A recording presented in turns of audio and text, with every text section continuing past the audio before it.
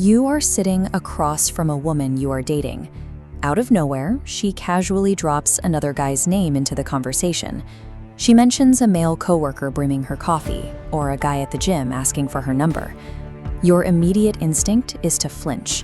You feel a spike of defensive energy and want to ask follow-up questions to figure out who this man is and why he's in the picture. This conversational maneuver is known as the fake competition bluff. It is a specific psychological test designed to gauge your level of emotional security. When you react with jealousy, you validate the idea that your confidence is dependent on her attention. By showing she can disturb your peace with a single name, you lower your perceived value in her eyes. To neutralize this trap, you must execute the absolute zero reaction, a 5-step behavioral sequence that keeps your composure intact. Mastering this sequence ensures the bluff fails to land, signaling that you are the one setting the frame of the interaction. This starts during a standard, relaxed conversation, where the atmosphere is calm. Step 1 is identifying the trigger. The bluff occurs when the casual name drop is paired with a sudden, intense focus on your facial expression. She will likely watch your eyes and mouth for micro-expressions. She is looking for any sign of a flinch or a shift in your mood. The exact second that other man is mentioned, you move to step 2, lock down your physiology. These are the common failure points. When most men feel a threat, the jaw tightens and the shoulders elevate involuntarily. You must consciously freeze your facial expression and focus on releasing any bodily tension before she can detect it. Preventing this physical microflinch stops the bluff before it gains momentum. You have denied her the initial emotional reaction she was testing for. Once your body is still, move to step 3, the non-verbal anchor. Deliver a slow, unbothered, almost bored nod. Hold steady eye contact throughout the nod, indicating this information is not significant enough to change your focus.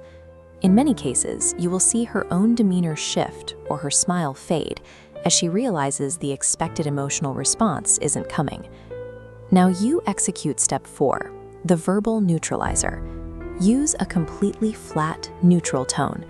Avoid sarcasm or any upward inflection at the end of the sentence. This sounds like seeking approval. Say, "Good for him. Sounds like he knows how to be useful." Or simply say, "Cool, glad you had a good day." Avoid the temptation to ask a follow-up question. Even asking, "Who is that?" signals that this other man is something you need to investigate. This combination of a bored physical anchor and a flat verbal response demonstrates that her attempt to create competition hasn't affected your emotional state. Finally, use step 5, the pivot, to close the loop. Option A is to immediately change the subject to something entirely unrelated, moving the conversation forward as if the other man was never mentioned. Option B is to allow a silence to fill the room while you return your attention to a previous task, such as checking your phone. You can tell the bluff has failed when she either relaxes her posture or attempts to fill the silence herself with a different topic. Moving on without offering any emotional drama proves that you are not a person who can be manipulated by social pressure. To recap the sequence, identify the trigger, lock down your muscles, deliver the bored nod, use the flat script, and pivot. This approach starves the interaction of the drama required to keep the bluff alive. When you remain completely unbothered, you communicate that external threats are not a factor in your personal confidence. A high-value individual does not compete for attention. They remain the constant in the interaction, while others try to earn their focus. Applying these mechanics allows you to maintain your frame during social tests. Subscribe to continue breaking down the psychological dynamics of attraction.